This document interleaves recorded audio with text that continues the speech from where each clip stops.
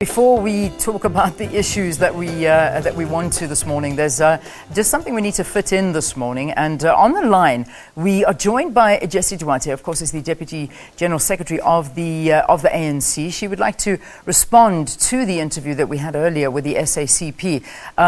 It's good to have you on the line. So let's jump straight into it. What is your response? What do you have to say to the SACP's comments regarding yesterday's press conference?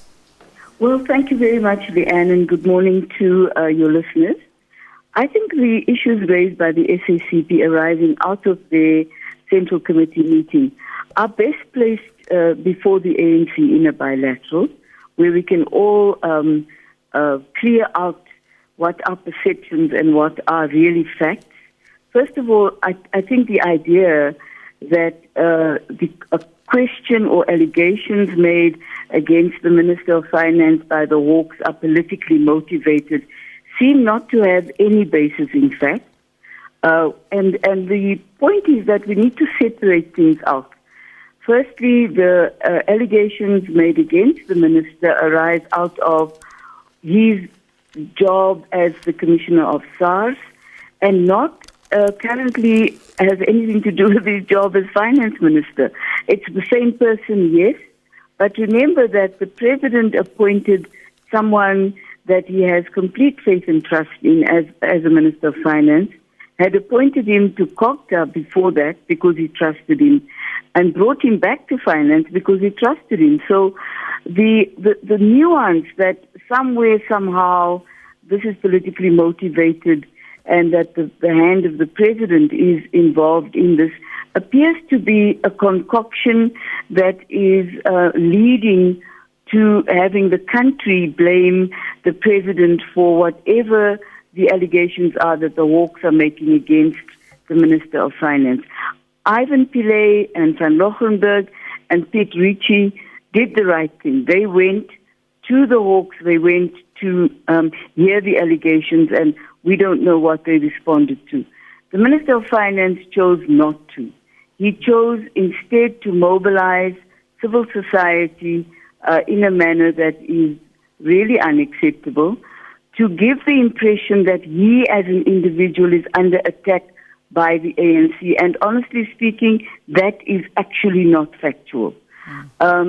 We would want to say to Comrade Pravin Gordhan, you're a man of integrity, a man greatly trusted by many in the ANC, a man that has shown his mettle, and when you say you will give your life to fight thieves, we're right there alongside you.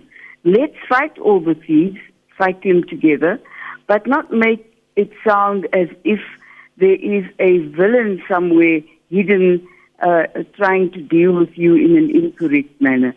I think, everybody needs to calm down. We need to put the facts on the table and not make really irreparable statements, almost.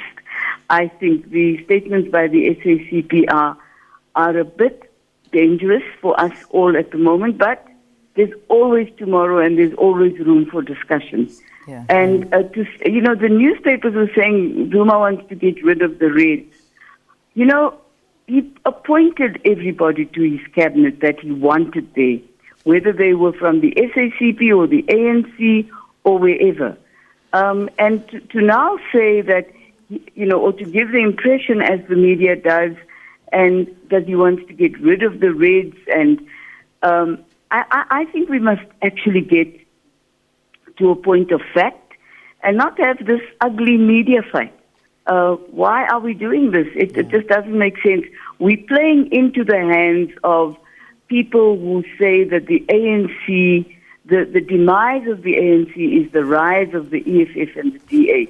And for many of us, we're not going to do that. What we have to acknowledge, and we do have to acknowledge something like this, is the nervousness amongst South Africans, the nervousness amongst markets, the nervousness amongst business people that are wanting to operate on a normal day-to-day basis. I don't think any one of us want to see the reaction that the markets had to the appointment of Des Van Rooyen as the finance minister. And then again, a few days later, we saw Pravin Gordhan come in. This messed up our markets, which we are still trying to recover from. And once again, we start seeing those holes appearing once again, and that there are agendas, and that many people are talking about these. And, Pravin Gordhan did not go on the advice of his lawyers. So this is the legal advice he was given. So it just seems that there are cracks within the ruling party that are getting deeper and deeper, and it's becoming more and more visible to the public, but unfortunately to the detriment of South Africa. What is going to be done at the end of the day about these cracks that are appearing, that are playing out in the media? Leanne, the nervousness of the captains of industry is something that worries me a great deal. Last week there were all manner of meetings taking place, meetings with CEOs of banks and all other kinds of types of meetings taking place. My question, and then I ask this very sincerely, is the fact that our rand is volatile. The Reserve Bank is privately owned. It doesn't bolster the rand as it should do. The rand does not only hobble about because of a finance minister being asked a question, or the rand hobbles about because also of exogenous factors related to the fact that our rand is so coupled with the US dollar, as is many other currencies. Now, each time the rand wobbles, we make it a political matter. And yes, in December that did happen, and many people, myself included, yes, we were very concerned. But my concern now is, what happens in 2019 when there's a new president of South Africa and he wants to appoint a finance minister that is not from the ranks or from the or trusted by the captains of industry? What is going to happen then? I think that what we really need to do is, many of us are discussing an approach that says we need an all-in approach, where when we look at our country now and we look at the ANC, and we know that we've done dismally in 2 provinces of this country, to resolve the problems within the ANC, we've had a very hard look that says we can blame absolutely no one else. We must blame ourselves for what has happened in the last election, and therefore we need an all-in approach. Everybody must be there to discuss, to find solutions, and to undo slates, and to deal with the fact that people have not adhered to the internal processes of the ANC and went about changing candidates willy-nilly.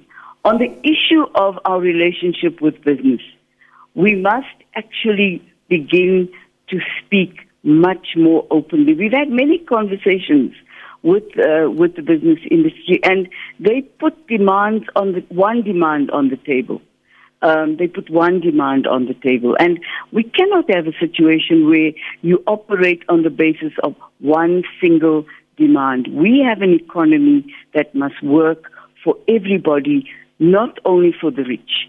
And what worries me is that when the rand wobbles, the people that are going to suffer are not the rich, are the very, very poor. And when there is an internal matter concerning anyone in the ANC, please allow us to try and resolve it as speedily as we can.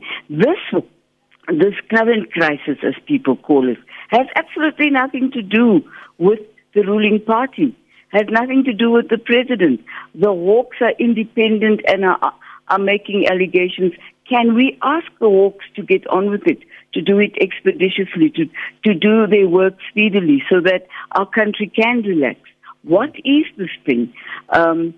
Leanne, I don't want us to go back to the dark days of apartheid, but in many senses, one is beginning to feel that there is another set of people who rule the country with other intentions, and we must never protect any single business entity, nor must we go out of our way to chase people out of our country as we seem to be doing. nor must we make allegations with no foundation, nor can we call anybody a thief unless we know who that thief, what they've stolen.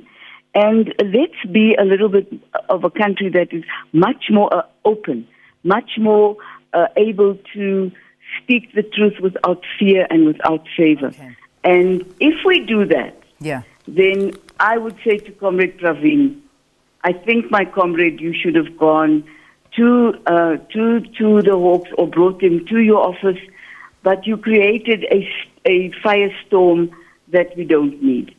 All right, we've got to leave it there. Thank you for talking to us. Thanks for your response there. The Deputy Secretary General of the ANC, Jessie Duarte, talking to us about the SACP's conference that they had yesterday and some allegations that they made against the President and some of the issues within the ANC.